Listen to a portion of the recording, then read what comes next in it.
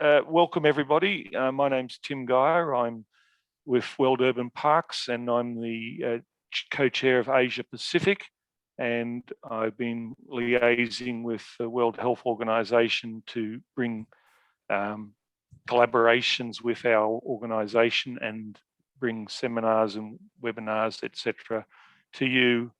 We're all pretty excited about hearing the good work that the World Health Organization is doing in the area of green space and health. And I'm hearing from people that some weren't even aware that you're working in this area. So this is a great opportunity, and maybe we need to do more dissemination of this around the world. We also have a good range of countries. Thank you everybody who are up early in the west side of the US and Canada, or for us here in Australia who are up very late at night. So we range from 7 in the morning till 11 at night, wherever we may be in the world. And with that, I will hand over to, we have the three speakers is Natalie Robel from the WHO headquarters, Pierre Moudou from also from headquarters and the European Centre of Environment and Health, and Matthias Braubach from European Centre of Health, Environment and Health. That's in Bonn, Germany. So with that, I'll hand over to you, Natalie. I'll stop sharing this screen and hand to you to talk. Thanks a lot, and thanks for the invitation to join the discussions today, and it's a real pleasure. And obviously this event is very relevant for us as colleagues who are part of the discussions, are really those, managing urban green spaces and parks firsthand. And if we look at that from a health perspective, we would really consider, this audience as a key public health practitioners. So the group really offers a great opportunity for a strengthened exchange and collaboration, but also the put into practice. So I think that there is no doubt about the effects of green spaces on health, and it has been increasingly attracting attention in political discussions, but also in research activities. And the results of several research projects are convergent towards the existence of a quantifiable association of the effects of green spaces on health. And indeed, if we do look at the opportunities that exist at the urban scale to protect and promote health, we see that urban green spaces offer great opportunities for positive change and also sustainable development of cities. So in this context, I think what is important to highlight is that social and economic benefits of urban green spaces are very equally important and need to be stressed. So the fact that there is this, increased recognition of the role of green spaces as a public health intervention on one hand, but also the recognition that there is increased role of the health sector, that the role health sector can play. It has also led WHO to scale up and also diversify the type of support that we are working on in addressing green spaces for health. So during the sessions with the presentations from Matthias and Pierre, we will have more opportunities to discuss very concretely the work that is being carried out. But I wanted to maybe just give the opportunity to highlight some of very strategic development and also opportunities, but also entry points that we have been working on in WHO. And I think the first one to mention is that there has been an increased recognition of the role of green spaces in WHO strategic advice to member states. And if we want to mention just a few, not only green spaces are highlighted in WHO's global strategy on health, environment, and climate change, where you would expect that to be covered, but actually green spaces have been increasingly reflected in strategic strategies, such, for example, of the strategy, the global strategy and action plan on aging and health. So in that goal number 11, this aging strategy clearly highlights the importance of green spaces for the elderly population. And if we have a specific focus on the current COVID-19 times, we see that the role that cities play for the healthy and green recovery has been further recognized and highlighted, for example, in WHO's manifesto for a healthy recovery. The second opportunity is that there's also been an increased work towards the integration of health within the SDG agenda and also the Global Sustainable Urban Development Agenda. And many of you may recall Habitat 3 Conference 2016, where the recognitions of health and health-related tools were really highlighted as important parts of the urban development process. And again, the role of green spaces within that was a key component. But also, and this is what we will be, hearing more in the presentations that will follow, there has been an enhanced work about the evidence on the health effects of green spaces and also the impact and effectiveness of interventions. And WHO Bonn office has been leading on that, but also in the provisions of very concrete tools that do help member states to actually change policies in regard. And the last example I wanted to maybe highlight here is that there's an overarching increased importance that has been given to urban settings for global public health. I mean, there is nowadays a renewed commitment by WHO on the importance of urban health and the role of urban and territorial planning processes. So even structurally in WHO, this has been, highlighted with a new function, a new role that I am being taken up a couple of weeks ago. So the role that, urban planning, urban policies is playing has been elevated, and the role of green spaces within that is obviously very critical. And this year's World Health Day is, for example, focusing on health equity. And we have been really discussing the opportunity to highlight all the work that is done, for example, through World Urban Parks Network cities on the work on green spaces as a way to address actually health equity.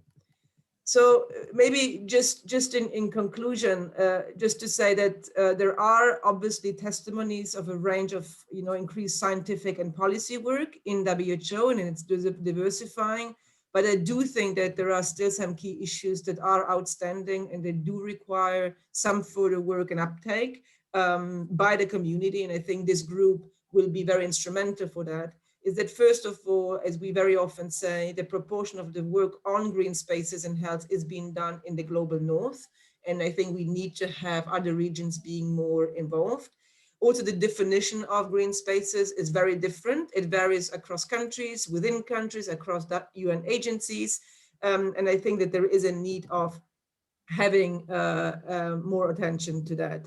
But also in analyzing the health impacts of green spaces on health, key issues such as accessibility, for example, of green spaces, the scale of continuity and the quality of green spaces need to be further taken into account. So it was noted that, for example, the presence of trees on public streets may have an important health impact despite often not showing up in green spaces mapping. And so issues about definition, but exact quality and access would be important. So maybe I will just stop here to hand over to Pierre and Matthias for presenting some of the really substantial work that is currently being done in this area. So over to you. Okay, Matthias, you want to go first or I go first? As you wish, you can go ahead. As you please. You want me to go ahead? Go ahead. Yes, okay.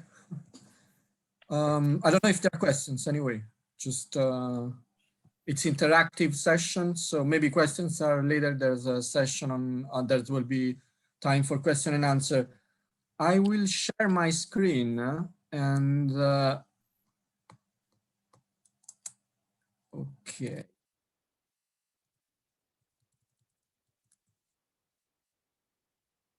Can you see the? Yes. Yes. Okay. It's live. Thank you very much for the invitation, and it's a nice group of people that are working, I think, in a very focused and specific areas, and that the one of parks, and this helps a lot because of the reaction, the feedback of what we present and the work that we are doing. And as Natalie was mentioning, green spaces has been increasingly considered in planning and discussions about the design of cities, the urban forms, and also outside the cities, there's a huge debate about green spaces. So what I will do now, and I think this is a great opportunity for all of you. It's the first time probably that me, Natalie, and Matthias are together discussing green spaces in 20 years, in many years. And we have a kind of parallel work and a lot of intersections. So probably we'll repeat things sometimes, but other times there will be, I would say, unique and particular pieces of work that we are developing. And they all converge about the need that as WHO, we need to provide an interface between the scientific development in the public health area and the policies. I have a presentation that has not many slides. I will try to have it also some fun. I have an animation prepared. But the first thing that we have to deal with is the evidence of the effects of green spaces on health. The second point is about, okay, once we have the evidence, how do we transform this evidence basically in policies? And Matthias has a lot to say about that. And I will probably focus more about the methodology of going from effects to impacts. And impacts are useful and usually used for addressing policies and to raise awareness. And then I will show you very quickly some, for the people that are more nerds among you, some software, so some developments in the quantitative field of assessment. Evidence. Evidence is built by WHO, not only by WHO, usually with expert meetings, with the use of systematic reviews and working on reports that are peer-reviewed, building tools that use the evidence, and also working in case studies. Although we have been not particularly engaged in case studies recently because they are very intense and time consuming. It's not easy to go in a place, in a field, and implement a complete case study. So that's an area of work that I'm not covering with this presentation. Systematic reviews are just, I have a slide where you can see that what has happened is that been a booming of publications on green space and health. So something that was covered before in the past century by the people that were working in ecology and people that were working in planning has been adopted by the people that are working in epidemiology, that are toxicologists and biologists working in social behavior and health behaviors. And now the Web of Science 2019 gave 30,000 documents that they were published in a century. And the interesting thing is obviously what I was mentioning before. There is a huge amount of research that is published now, right, in the last 10 years. And this is an issue in the sense that while 20 years ago, 25 years ago, the experts on green spaces that were using health arguments could rely basically on few publications and they knew each other. There were very few people. Now at the moment we have a multidisciplinary field where you have 1,000 of people working on around the green space and health effects. This means that it's almost impossible to work alone on this, and you need to have a group of experts, networks. You need to check what's going on, and this is a huge effort for our organization. But this is something that is important the moment you are facing the reality. So you are starting defining what is green space, how much green space do you have in our cities, how this green space is characterized. And these are just some percentage, some numbers from cities in Europe. And you see that the range of availability of green space is huge. So we go from a 5% until a 65%, and then there are cities in the Netherlands that they have even 87, 90% of green spaces in some cities, in some areas. This implies that also the relation that you have to build between green spaces and health is a quite difficult relation due to the fact that you are not exposed to the same amount of green spaces. And this is one issue. But the second issue is the fact that most of the studies, although we have now maps that are showing you levels of green spaces all around the world because we use satellite data, for example, but most of the studies that are done on green space and health, they are carried out in the Northern Hemisphere, in the US, in Canada, in Europe, in the European Union. And there are studies done in Australia and in Japan.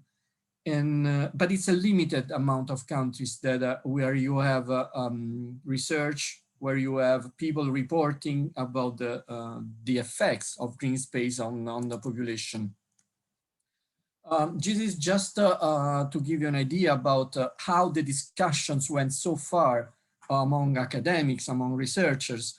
20 years ago, the models to put together green space and health were very simple. And now we have a much more sophisticated way of thinking about the mechanisms, about the pathways that link green spaces and health. And with Matthias, we have been working and publishing also about, with a lot of experts about these pathways and how we can then put some priorities. And priorities can be for policy, can be for research, and can be for discussions. And this is the result of one of the discussions that Matthias has finalized a few years ago with feedback from different experts. And this is a quite important milestone for us. It was after years of discussions about indicators for green space, for example. And there was the idea of putting together the state of art without doing a systematic review, but just doing a review. So there is something that I can go back later in the discussion about the improved mental health and the reduced mortality and then pregnancy outcomes and the prevalence of diabetes that is related to physical activity. This work has led us also, myself in particular, to be much more systematic in the work of producing risk. Why producing risk? Risk, I'm talking now with a statistician language, are what put together the exposure to the health outcome that you are measuring. So you need to have an idea of what happens is if, for example, you are living in a neighborhood that is full of trees, full of parks, and then what's the difference in your neighborhood that is full of greenness with a neighborhood where there is just asphalt and gray buildings? And then is there a difference for mortality? Yes, we have measured that, and we know that there is a benefit that can be measured, it can be shown to other people to indicate different paths also for planning. And I will go back on that also in the discussion if you want. This is a booklet that we have been involved about green spaces and mental health. I think it's quite interesting. It should be out in May. And there we have a discussions about the characteristics and types of green spaces.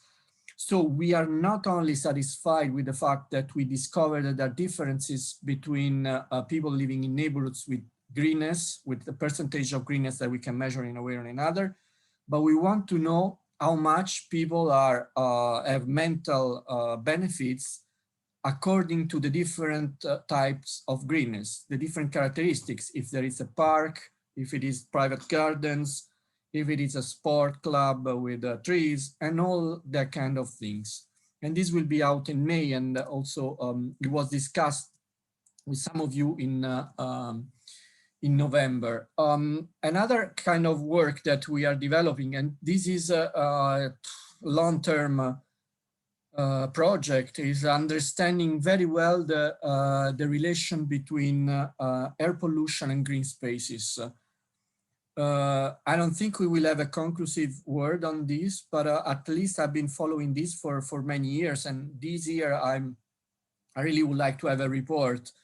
And I mean, the implications of the results about understanding what's happening between green spaces and air pollution are huge in terms of planning, in terms of understanding how to design parks. So we are at the level of not only planning, general planning, master plans, but we are at the level of micromanagement, I would say, for parks, for forests, understanding, for example, that if you need to have some kind of trees at the entrance of a park, or instead of having the border with a road should be, you should use some shrubs, you should use some plants of some vegetation of any kind, of some kinds instead of another. And this is a work that I'm pretty sure this year there will be, we will have some results. Another work that I'm presenting here, I'm anticipating, that has been going for a while. It's on projects in Africa about planting trees. And I've been involved in building a database on the projects where there was announced or they were implemented the plantation of trees at the urban level in many cities. And the database is almost completed and is country by country. And we are analyzing the data. It's a considerable amount of data. Also in Africa, we have discovered that there are several countries, if I'm not wrong, 12, that do not have any project about this. And this is due obviously to the fact that there are other problems like wars or civil wars or conflicts that do not allow any planning of this. And the other point can be that we are just checking what is publicly available, and could be that there are countries where projects are just hidden or they're not declared publicly and they're just implemented. This is so one of the activities that I hope also this year to finalize. I have a lot of questions that we can discuss later, and these are the questions that have moved us from, okay, we know that we have all these health effects that are, we're accumulating evidence, putting together green spaces and health, and how can we operationalize, how can we go operational with all this knowledge? And these are the main questions that we have collected together with colleagues and experts. How we define urban green spaces, what is the best indicator to measure green spaces? How can we relate green spaces and health? I was mentioning before the risk, the relative risk as a risk that we use. And then if there are minimum threshold or if there are characteristics that we have to use for exposure, for suggesting improvements in planning. And then, and this is Matthias is probably the best person here to indicate what are the effective urban green spaces interventions that are promoting public health. I think I can jump this and I will go to tools. In a couple of days, I will give a demonstration of GreenUR, that is a GIS tool. But the idea is that I don't know if I'm able now to show something more just to wake you up if you had just lunch, or I don't know if you're sleeping because of the time zone. Let's see an animation if it works. Usually they crash, but I have fun also if they crash because I take the risk. This is a city in European Union. I'm just, this was the first idea when I started working on green spaces, air pollution, and all together. So understanding, this is a real city. It's a small, small size city. And the idea is that we can literally put trees, the real trees that are existing in the city, and understanding how much these trees are absorbing air pollution, for example, and then move the trees around. This is an agent-based modeling. I'm not going more on this, just to introduce the work that we have done with GreenUR. GreenUR is a GIS plugin for QGIS. QGIS is a free software it's a geographical information system that can be downloaded for free. And we have worked on a plugin. So it's something that you add to QGIS and you can use for educational purposes and raising awareness, and also to do some calculations. But this software is an introduction to the whole issue of environment and health in terms of green spaces and health. It's still under development, and because of COVID, we have postponed the launch several times, and I think will be next year.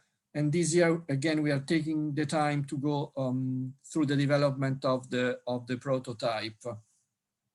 I just show you, this is the welcome screen of the software, and it's a user-friendly software. So the idea is that we will be able to teach to people that are not expert on GIS, not expert on mathematics, in half hour, in 1 hour, the basic to orient themselves in this difficult, I would say, and complex way of thinking in terms of modeling. Probably it takes 1 hour to understand the architecture. It's quite simple anyway, but I think it's what is more important is the fact that this software opens your mind about the whole different patterns of the relation between green spaces and health, all the different kind of solutions that you have to take into account when you're modeling an entire city. Before I was just showing you an agent-based model where you have a dynamic kind of interaction between the agent and then the environment. And it's really, I would say that's the optimal ideal case that where you have all kind of data. And I don't know, this will happen in a few years, but for the time being, we have to deal with a system of a city that is highly complex system, but we have to model it in a more static way. I have just collected some literature recently, and that I suggest. I have to update it because there are a couple of papers probably that are interesting to insert, but I will leave you this. And yeah, I'm done, and I leave the floor to Matthias. Thank you, Pierre. So I don't know to the moderators if you want to go with some first questions to Pierre, or we should go ahead right away. I think we'll go ahead, please, Matthias, and then we'll open up to open panel after that. Okay, will do. Then I'm going to share my screen. I had some connection problems before, so let me know whether it's working. Can you see it?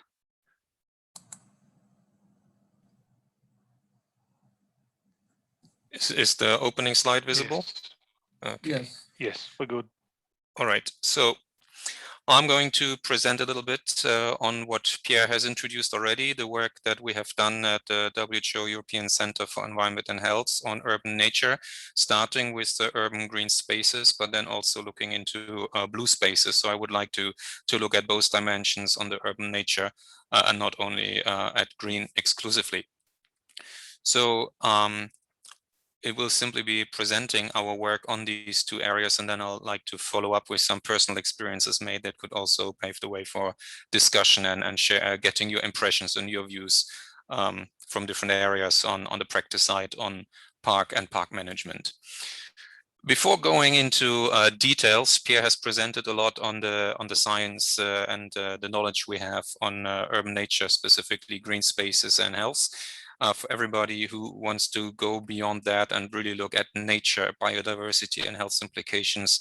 This report, jointly produced by the Convention on Biological Diversity and WHO, is a few years old, but it's an amazing source book for everybody who wants to know more about nature, biodiversity, and health connections.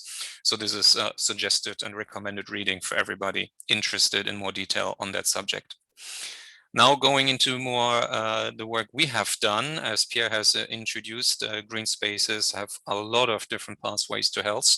And I'd just like to introduce 4 main categories. That's the environmental benefits that we get from nature and green spaces. It's the direct benefits for us humans, be it less noise, be it being out in the sun and being out in nature, the social benefits that come with it, and the mental benefits that come with it that Pierre also has stressed. So there's a lot of links how nature and green spaces can support health. And the work we have done a few years ago looked into key messages for urban practitioners. And Pierre has already shown a first report that was made some years ago on urban green spaces and health, a review of evidence. And that looked very much into the what do we know? What is the impact of urban green spaces on health? And we followed up with a project afterwards to look into urban green space interventions and review their impacts and their effectiveness. And the idea here was, knowing that green spaces have an impact on health, how do we at local level use these interventions? How do we make it best possible and most effective for urban residents? What should local authorities do to really get the maximum of these benefits? So these two things combined were then giving us a lot of information. And we had been collecting case studies for the report on the how to apply green spaces that looked into many urban green space interventions across Europe. And these were green space interventions of very different nature, small or regional, very expensive ones and low budget ones. It was looking at large urban parks, but also pocket parks. It was often combined with blue spaces, sometimes actually looking into area regeneration and using brownfields as a starting point and making green spaces and new urban territories on those places. Some of the interventions were gardening and edible green spaces where people were doing urban agriculture. We had some institutionalized settings, nursing homes and schools. And what we figured out in many of these interventions is that the successful interventions brought social and infrastructural dimensions together. This is what we dubbed as the dual approach. It's not enough to just build some green spaces. You also have to promote them and make sure that people are aware of them, people are using them. And it's very helpful in the beginning to check with the local residents what they really need, what they really want to use. And that makes for a good intervention that really will be used at the end of the investment. So just to give you an example of the different case studies where we asked for the objectives, what is the main reason for doing this urban green space intervention? And it was interesting to see that it is more creating urban environmental benefits and urban quality of life in general, and promoting active lifestyle, giving people the option to go out into nature, to go out into public open space.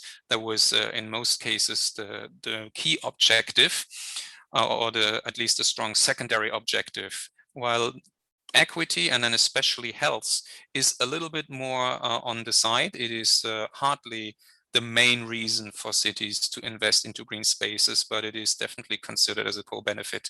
But in most cases, it was the quality of the urban environment that was the main target. And often an additional argument was that it does affect health, but hardly urban policymakers said, we are doing this because we want our population to be more healthy. It's more a co-benefit, at least from the interventions that we reviewed. So looking at the evidence and the information on the practice that we got from the different city interventions, we put together an action brief that puts all that content of the big report into a few pages and really deriving the key messages. And this has been quite successful. It was interesting to see that there's a lot of demand by different countries and different local authorities. So we have been publishing that in English and Russian language, and then different entities and agencies have been providing on own cost translations into Finnish, Portuguese, German, French, and Italian. And this was coming from very different actors and very different institutions saying that this is something they would really want, and please let us translate the brochure. So this is really a document that covered the demand in many places. Just to give you an idea of what is in there, it looks, these are some pages, screenshots from the pages of the action brief to show how do you plan urban green spaces, how do you go about that, and what is the evidence from different cities telling you what is a good intervention, how do you make sure that it really fits with the demands, what is something that you need to be aware of when planning. It was looking into a very important thing, how to make sure that the local citizens are involved, because only when you know what they want, you can really build something that they will need. It was looking into how to promote and how to monitor and evaluate urban green space interventions. This was something where we saw that a lot of local authorities are not, of course, not coming from a research background, and they didn't really have much information to show that new green spaces or renewed green spaces, a park that has had a major investment to make it nicer, larger, or more functional for different target groups, whether this was really more used and by which people, to find out why people are going there, and especially to find out why people are not going there. This is something that is definitely one of the missing pieces. Whenever we got information on what people liked about the parks, that was the maximum. In many cases, it was not monitored, but in every situation, in every case study where we did get information on performance and success and using of the green space, it only questioned the people actively using the space. So it's really a little biased in terms of asking people in the park why they go to the park, but nobody really went out to ask people outside the park why they are not in the park. So I think this is something that really showed up as a big lack, trying to understand why people are not using green spaces. There's very little on that. So that was an interesting finding. And what I also would like to stress is that we looked into the potential challenges and conflicts, be it from a financial side, be it from a health side, because green spaces are not always positive and healthy by default. There's also risks attached, which is often ignored or overlooked.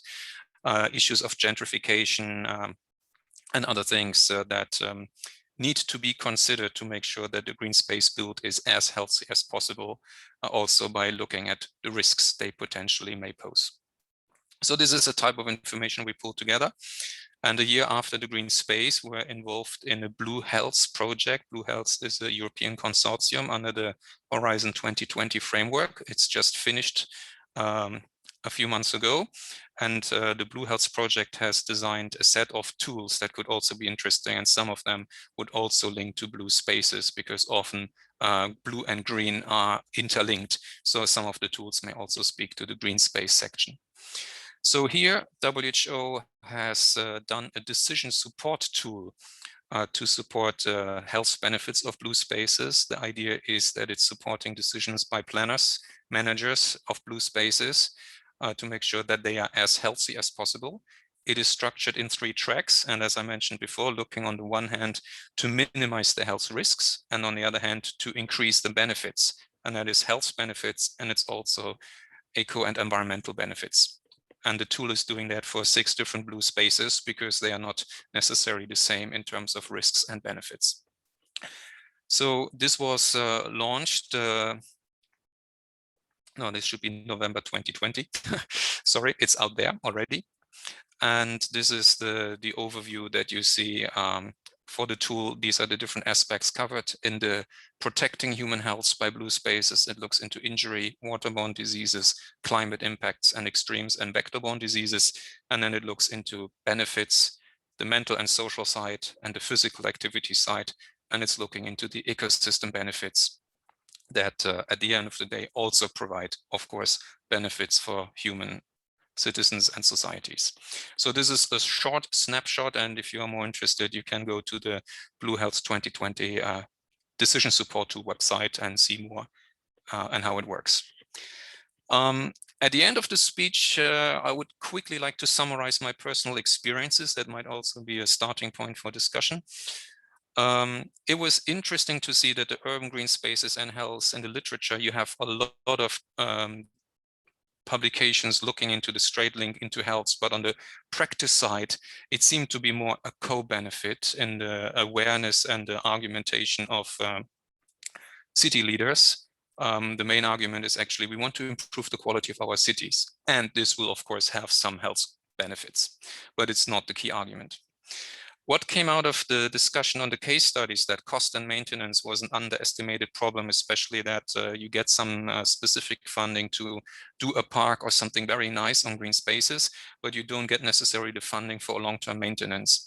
And for green spaces, you talk about long-term projects. It does bring long-term maintenance costs that, especially for a large park, are not marginal. And this is something that was often underestimated and only realized later, that there's a difference between investing and maintaining. What I also saw that there's a lot of focus on the benefits. There were often situations where people look very much on the benefits, but ignoring the risks, sometimes not even being aware of risks and having the understanding that if it's nature, it's good by default. And I think sometimes from a WHO perspective, it's extremely important to raise the point that it's not always good by default. It also has risks. And in order to make it healthy, you really need to discuss the risks. In some discussions, I had a feeling that there was an over-assessment that nature-based solutions can almost solve everything.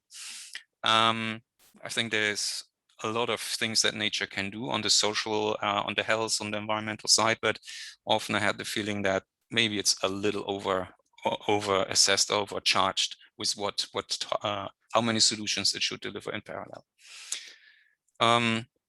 Pierre has nicely shown some of the pathways. I touched upon that as well. Often talking with people on the ground, doing these case studies and presenting their examples, intuitively, they know that this is good for people when you do parks, when you give them opportunities to go out, for the old, for the young, for people having a break from work. But it is very difficult for them to argue their case technically. So it's often based on an assumption, on a common knowledge that this is good for people to have a more green city. But in a political debate, they often don't have a strong scientific argument to justify their case. So this is also why we did this action brief, to provide more ammunition to such discussion. What I often felt is that we are not talking about restrictions. There could be a lot of restrictions regarding climate and what can you actually have, what type of nature and green space you can have, the type of location and already built structures. Densely built cities doesn't allow you a lot of opportunities. How do we deal with that?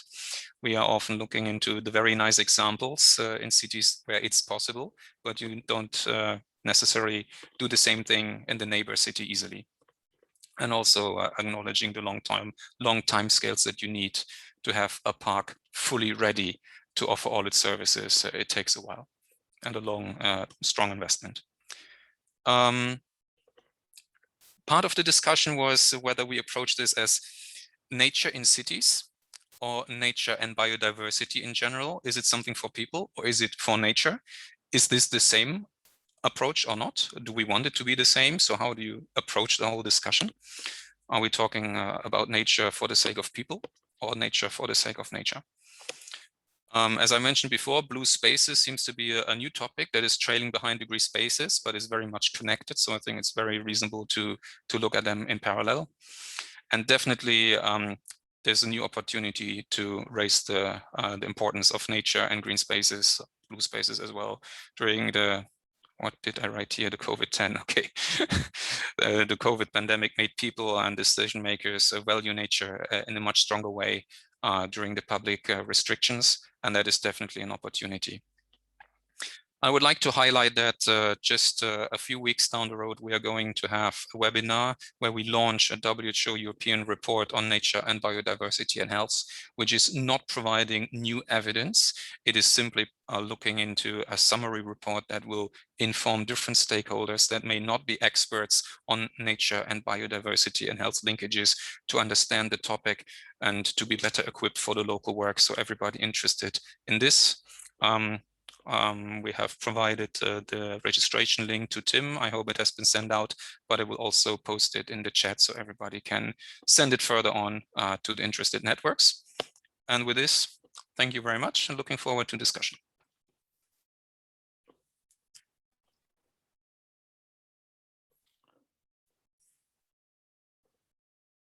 Thank you. Thank you to all the speakers. Where do I start? Where do we start? There's an awful lot covered there. And yes, Ben's been putting links in the chat. So anybody that wants to pick up those links, please take them from the chat. And of course, we are recording this session. It'll be on our website in coming weeks. So you can go back and review it or share it with people that weren't able to make it today. I'm going to give everybody an opportunity. So please, if you wish to speak, make yourself known either through the chat or in the Q&A. If you've got a question, put it in the Q&A and we'll address it. But if you wish to talk or if you wish to make a comment, make yourself known through the chat and Ben will transfer you across in and we'll get some open discussion going. Some of the things I picked up, certainly, Natalie, you mentioned that there's a lot of work done in North, and I think Pierre said this as well, in the global North, and there's scope for a lot more to be done in global South. Certainly from World Urban Parks, we recognise this as an area in the world where we have a lot of emerging cities and emerging communities, rapidly growing communities that would benefit from some of the knowledge of the more advanced cities. So we'd like to see work done in the in global South, certainly in Africa and South America and so forth. I'd love to hear Pierre, and I know you had Ant give a brief overview of the air pollution talk at our November Congress. I'd love to see another seminar in the future where we go into that in more detail. There's some fascinating work being done on which are the best plants and so forth to take out air pollution. I'm particularly interested to know if it also will help take out odour, which potentially is an air pollutant.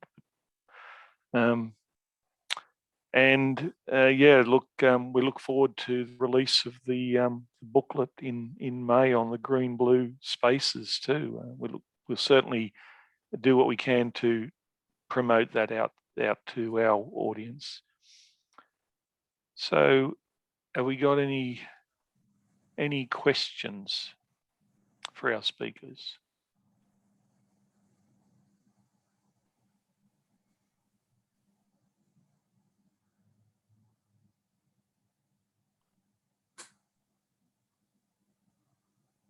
Quiet audience.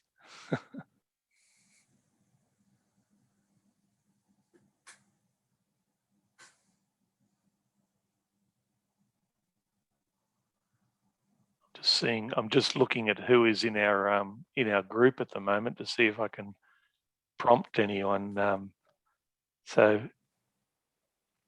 And Neil, Ben, I'm just wondering if you could bring Neil or Gil across into the conversation and get a response to some of the stuff that's been put here.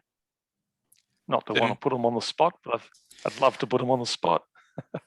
Tim, maybe I can also send a question to the audience because, if I may. Yeah, please.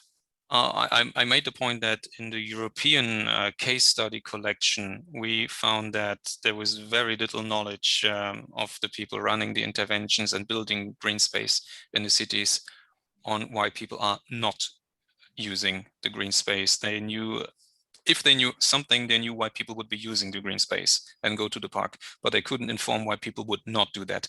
Is there any knowledge out there from different cities, park managers, or people involved in that? Are there any studies that are run that would explore more why people would not be using such green spaces? That would be interesting because there seems to be not much on that. Look, that's a really interesting area. Look, as park managers, you're absolutely right. We're very good at explaining why people use our parks and asking people why they use our parks. It's a fascinating thing. The very question we should exactly be asking is why aren't they there, or what would it take to get them there more often? certainly I know in older adults, we experience in older adults, there is a risk, a fear of fall, trip hazards. There's a fear of antisocial behaviour, etc. There is some research into why older adults don't feel comfortable going into certain areas, but young people, no, I'm not aware of. Gil, I've put you on the spot. Would you like to make a comment and on what's been covered or ask any questions? Yes, I'd like to ask a question. I think that, can you hear me? Yes. Okay. Yeah, I have a question. I think that COVID has been horrible, but one positive thing out of COVID is that it has clearly shown that we need to live healthier lifestyles. A lot of the people that are dying is people that had preconditions, but also other than the people that were very, very old, is people that are in not very good health. Like in the US, the overwhelming common denominator has been obesity and lack of physical activity. How would you make the case to the decision makers from the point of view of health? I saw your statistics show that even health is not one of the main reasons why they do parks, but we need to do parks and green spaces, but we not only need the hardware, we not only need the infrastructure, we need the programs, the activities, because otherwise people won't use them. And then people say, oh, but I see people walking. Yeah, you see the few that are walking, you don't see the many that are not. So I think that health would be a most powerful concept, physical and mental health. But within physical and mental health, what would you think are the key elements, the 2 or 3 key elements to convince decision makers that post-COVID to invest more and not less in parks around the world?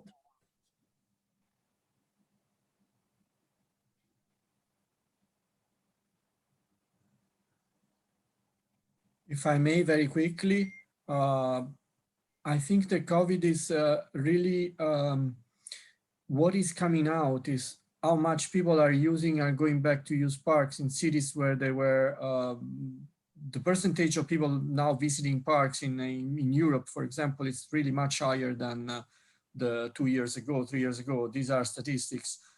And they're going there for mental restoration. I mean, there is a really, I would say that there is clear in mind why going to a park.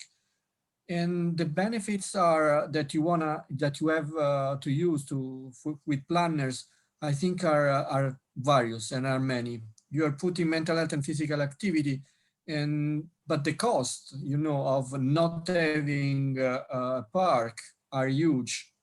Not having a green space close where you live, the costs for the public health are immense.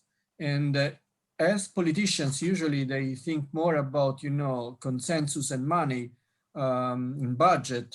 I think these arguments can be done quite easily. As Mattia was pointing out, it's true that if you have a park, establish a park, you need the budget to have maintenance and to run activities. But I think now we are in a stage where we can have discussions much more detailed about all the benefits in terms of public health. And it is not just public health because you have less people that are getting with dementia, but it's because you are saving literally a huge amount also of money to take care of people that have been living in very unhealthy environments. Yeah, so because my suggestion is that now that we are seeing more people in the parks, also because the indoor places are closed, it's a wonderful opportunity to be very loud and very clear in the communication of WHO, of the benefits of nature and parks, because people are listening now, people are paying attention. And my other question is regarding the emerging countries. We are going to double the population in cities in the next 40 years. We're going to go from 3 billion to over 3.5 billion to over 7 billion in only 40 years. So we are building cities all over the place, especially cities in Africa, in Latin America, in some countries in Asia. And in many places, they are not living spaces for parks, for small, for medium, for large, connectivity, linear parks. WHO doesn't have too much money, but WHO has something more valuable than money, that is credibility. How to make WHO's voice in partnership with UN Habitat, providing guidelines and mandates to the emerging cities to make sure to leave the places for the parks that are just as important as they are leaving streets or sidewalks or water or sewage or electricity. They need to leave trees and parks and green places all over the world. How do you see the role of WHO? Because your credibility would have a huge impact on decision makers all over the world, especially in emerging countries where it's the population growth and where the cities are being built. I think Natalie wants Natalie? to answer. Yep. But you Natalie, are, we can't hear you.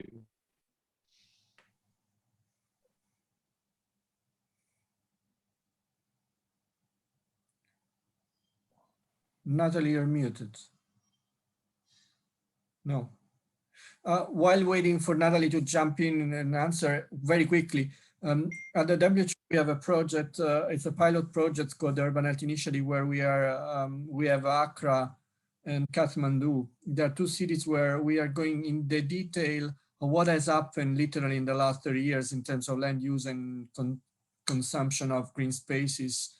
And I think we are devoting a large amount of time to see how really in reality this has all the plans, all the projects that have been implemented for the last 30 years have been decreasing the levels of green spaces. And there are cities in Africa that we know, and in Asia, there are no green spaces left. And the consumption of soil is going to a level in which you have 1-2% of people that have access to green space. And Natalie, I don't know if you're connected now. No. Not yet. You know, while Natalie connects, also when you fly over the cities, you can easily see where the rich people live and the poor people live, because where the rich people live, there are lots of trees and parks and green areas. Where the poor people, there are not. And even in developed countries, like I live in Toronto, the tree canopy in the wealthy areas is twice the tree canopy in the low-income areas. But in the emerging countries, it's dramatically different. When you live in the low-income areas and you live in a 35 square meter home, you don't live there, you sleep there, you live outside. So people in low-income areas need more trees and more parks and more sidewalks and bikeways and so on. So yes, it would have been great to hear Natalie's comments. No, I just want to add something that in many cities, in many places, we need to have different ways also to organize parks. And in Accra, for example, we have a huge discussion about urban agriculture. So it's just not a garden, a park that you organize institutionally, but there is the need of people to produce some vegetables, for example, and to have access to trees that produce fruits. This is something that is quite important. It's not only UN Habitat, but you have to see the FAO, the Food Agriculture Program, that has a lot of interesting projects. We have to think that there is no one single solution, and what is good in Europe or in Toronto is probably not good in Latin America, and for sure it's impossible to recreate in Africa. Natalie. Sorry, no, Natalie. Okay, sorry, Natalie. We're not sure what the technical problem there is. But Matthias, I see you've got a question from Japan. Do you want to share that one with everyone else? Yes, I'll share that question. So the question was whether what discussion is there about nature in cities versus nature and biodiversity in general. And what I would like to stress is that if we look at urban nature, and the question is that we use urban nature as a health determinant to support people's health and well-being, then we want nature that is usable also for children, for old people. It needs to be accessible, it needs to be maintained, it needs to be a safe playing space. People want to walk by and look at it, but this is not wildlife, this is not biodiversity, this is not a functional ecosystem, this is nature for the benefit of people. So if we want nature for the sake of nature and also protect ecosystems and biodiversity, then it may not really be, we may not actually want to allow humans to go into that. So like in a zoo, it should be protected, it should be on its own, it should not be influenced by humans, at least to a large extent. So how do we balance that? Do we look at urban nature as a benefit for people, but then it may actually be a burden on nature? Or do we look at urban nature as a benefit for ecosystems and biodiversity? So this is the point I was trying to raise. How do we balance? Do we look at it the same way? Do we distinguish? And how do we, if we distinguish, then we have two different types of nature, and how do we work with it? But I also wanted to come back on the discussion before. I agree that we have a wonderful opening now to raise the portfolio and the relevance of nature in cities. What I would like to point out is that we need to do it on a small scale, because especially the lockdowns have shown that if you live in a city that has a lot of green spaces, but on the other side of town, it doesn't help you. So we need to really make sure that this is a local asset that people can go to very, very quickly, rather than one big park that may be huge, but far away for some people that will, especially in the lockdown period, not get there. That's a very valid point. One of the things that was found in Melbourne in Australia, which went through a very long and difficult lockdown period, there was, people were allowed to go out for exercise, but only within 5 kilometres of their home. But was found that about 400,000 people didn't have a park within 5 kilometres of their home. And that's a very, well, it's a city that won the most livable city in the world for many years in a row. It was the difference, I guess, in equity, as Gil was saying, in the poorer, more densely populated areas as opposed to the leafy, affluent areas. And now Melbourne is changing its thinking on planning as a result of that. So while the pandemic's wreaked havoc around the world, it certainly created some great opportunities to improve people's quality of life. Look, we're rapidly, well, we have run out of time, but and we've had some great conversations.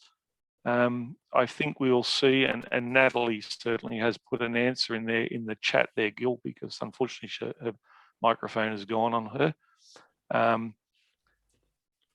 With that said, if there's no other pressing urgent questions, I think it's time, certainly for this little fellow in Australia, to go to bed. And I bid you all all the best, and thank you very much for your time as speakers from WHO. And hang on, I've got one more. Thank you for your answer. I think Guiding Hand will coordinate the urban ranges. So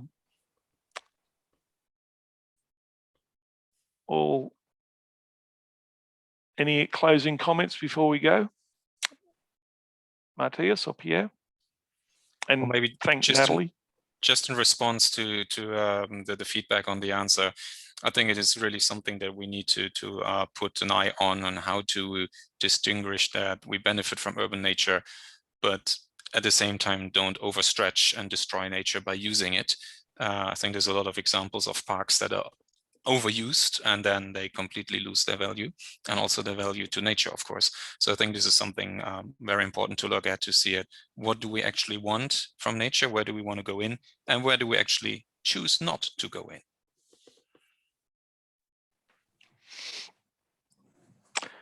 Okay, well, Pierre, we will see you on Friday.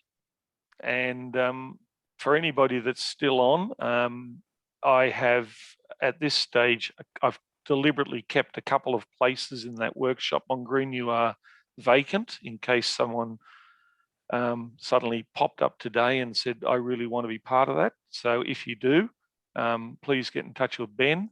at World Urban Parks, and we will get you an invitation. But that's a small, intense workshop. We're capped at a maximum of 15, and it'll go for about an hour in this same time slot on Friday. So thank you very much, and you will see some publicity coming out on that WHO webinar, which is the 20th of May. Okay. All right. Thank you Thanks. very much. Thank you Thank you very very much. much. Thank you. Good night.